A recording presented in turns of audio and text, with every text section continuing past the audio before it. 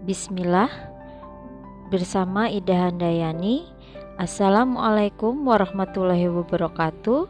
Kita akan membahas tentang sejarah VOC. Kepanjangan dari VOC adalah Vereniging Oost-Indische Compagnie, yang dalam bahasa Indonesia yaitu Perusahaan Dagang Hindia Timur Belanda. Adapun VOC didirikan pada tanggal 20 Maret 1602. Latar belakang didirikannya VOC adalah 1. Menyebarnya berita tentang pulau rempah-rempah di negara Belanda. Ini karena ekspedisi Cornelis de Houtman yang membuka penjelajahan samudra dari Belanda ke Indonesia, yang sebelumnya tahun 1592 ekspedisi Willem Barents yang hanya berhasil sampai Pulau Novaya Zemlya di Rusia. Dan keberhasilan ekspedisi Jakopanek yang membawa keuntungan besar sampai 400%. Ekspedisi Cornelis de Houtman dan ekspedisi Jakopanek telah dibahas di video sebelumnya. Yang kedua yaitu persaingan antar pedagang rempah Belanda juga Eropa lainnya. Keberhasilan ekspedisi-ekspedisi Belanda dalam mengadakan perdagangan rempah-rempah mendorong pengusaha-pengusaha Belanda lainnya untuk berdagang ke Nusantara, yang akhirnya terjadi persaingan di antara pedagang Belanda dan juga harus menghadapi persaingan dengan Portugis, Spanyol, dan Inggris. Akhirnya mereka mengalami kerugian, ditambah sering terjadinya perampokan oleh bajak laut di samudra. Yang ketiga yaitu perubahan rute perdagangan Portugis, yaitu mengubah pelabuhan utama dari Lisbon ke Hamburg sehingga jalur perdagangan tidak melewati Belanda. Pada saat itu, monopoli rempah dikuasai oleh Raja Philip II atau Raja Filipe II, yang merupakan Raja Spanyol yang pada masa itu Spanyol mencapai puncak kejayaannya.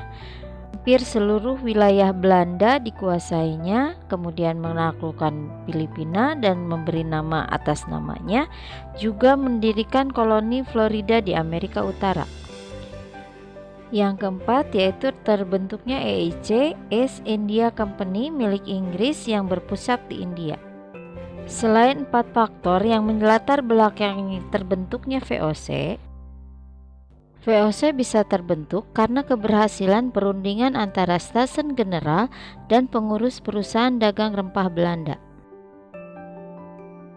Pendirian VOC awalnya saran dari Parlemen Belanda, Staten General, kalau di Indonesia DPR-nya, yang dipimpin oleh Johan van Oldenbarneveldt, untuk menggabungkan perusahaan-perusahaan yang bersaing menjadi suatu kongsi dagang yang nantinya sistem bagi hasil dan sistem pembagian saham.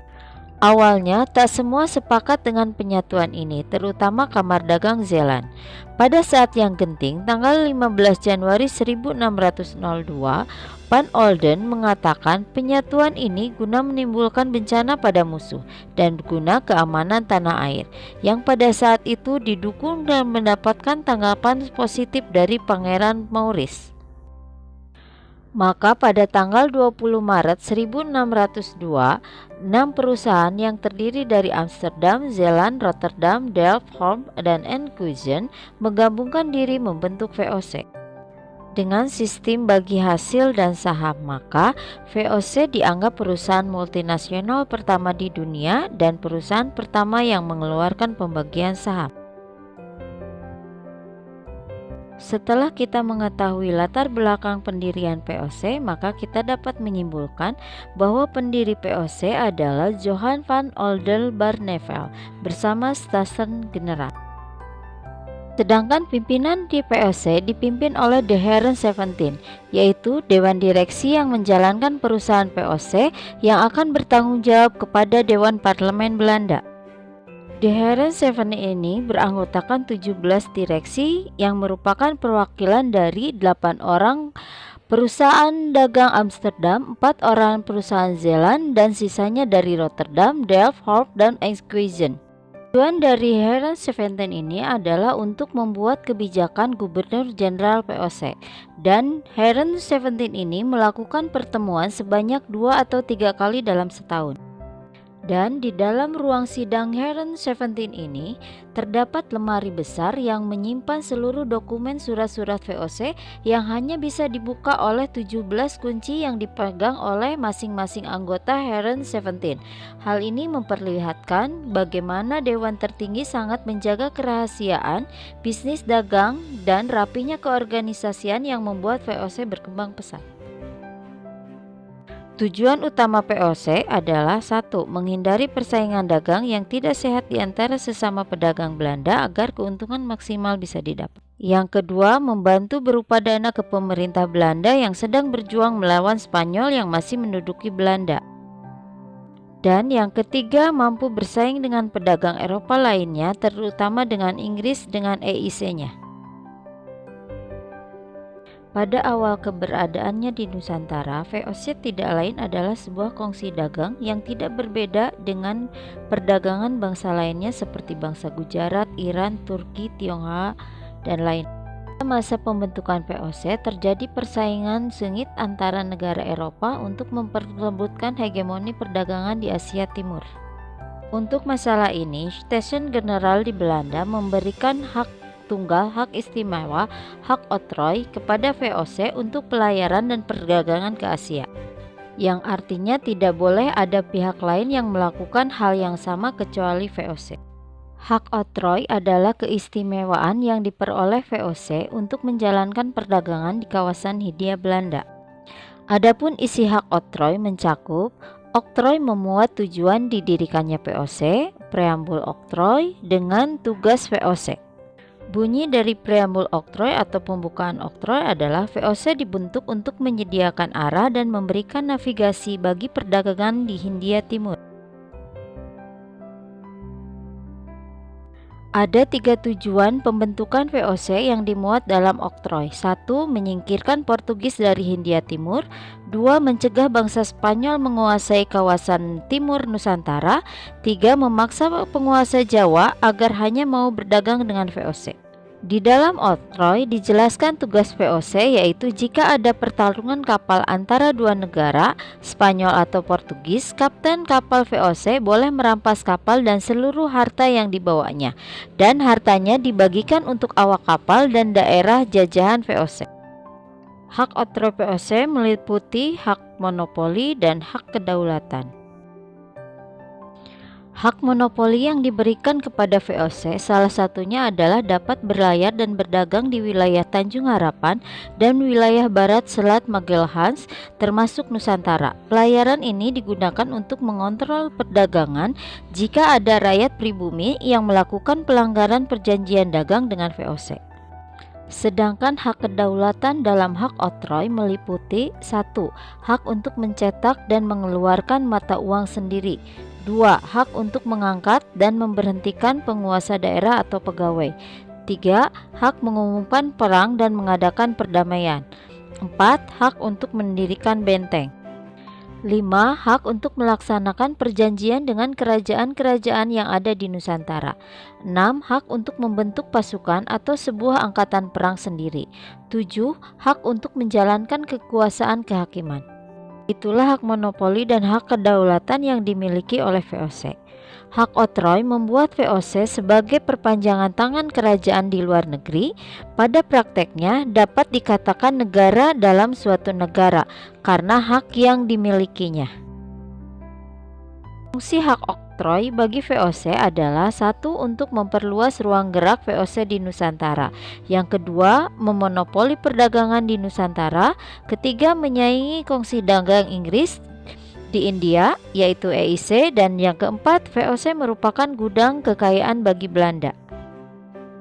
Kekayaan yang pernah dimiliki VOC. Di tahun 1637, VOC mengalami masa kejayaan, sehingga membuatnya bernilai 78 juta gulden alias 7,9 triliun US dollar alias 112,6 triliun.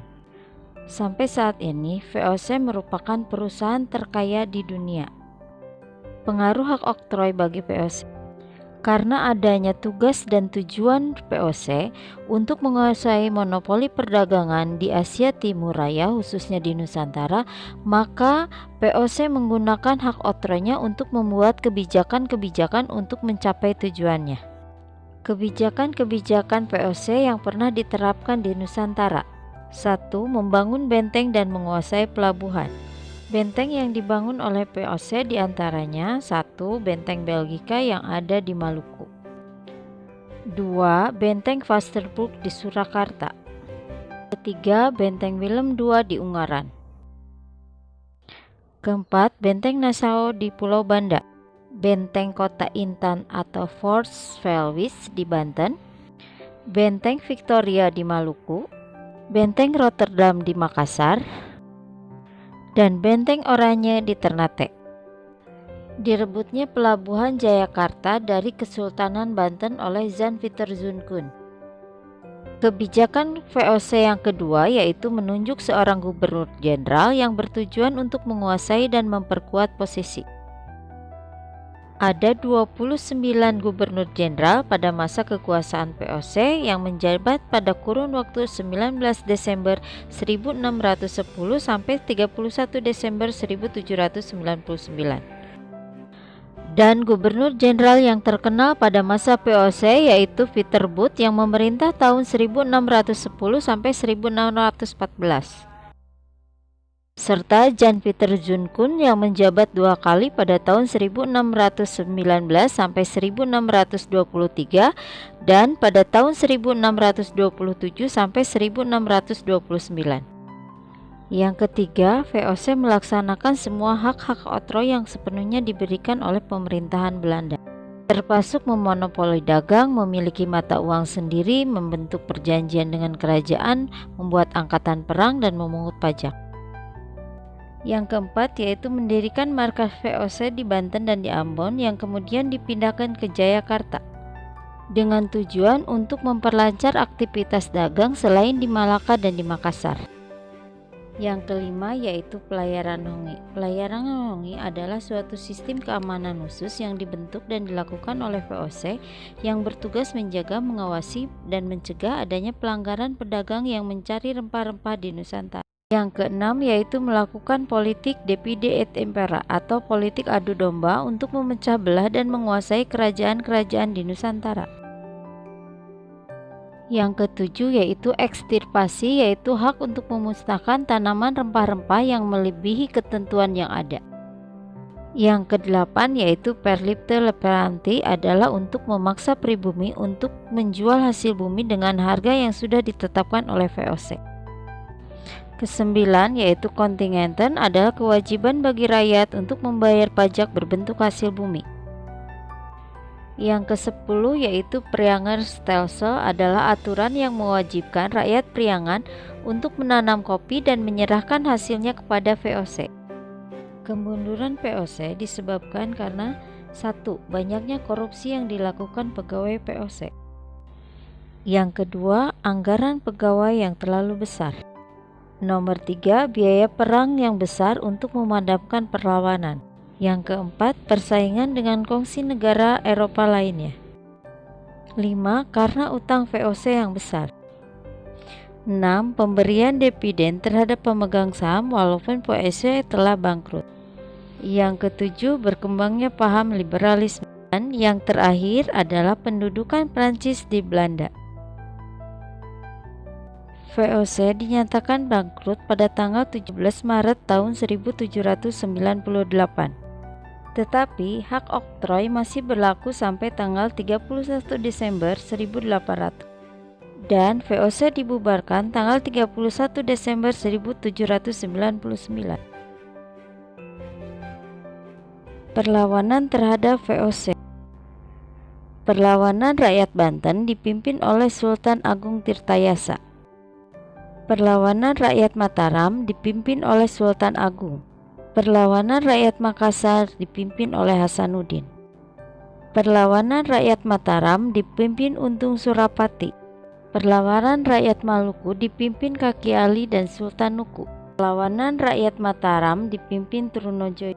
Kebijakan VOC dan perlawanan rakyat terhadap VOC akan dibahas lebih lanjut. Dengan pembubaran VOC, maka berakhir pula materi tentang sejarah VOC. Terima kasih. Assalamualaikum warahmatullahi wabarakatuh.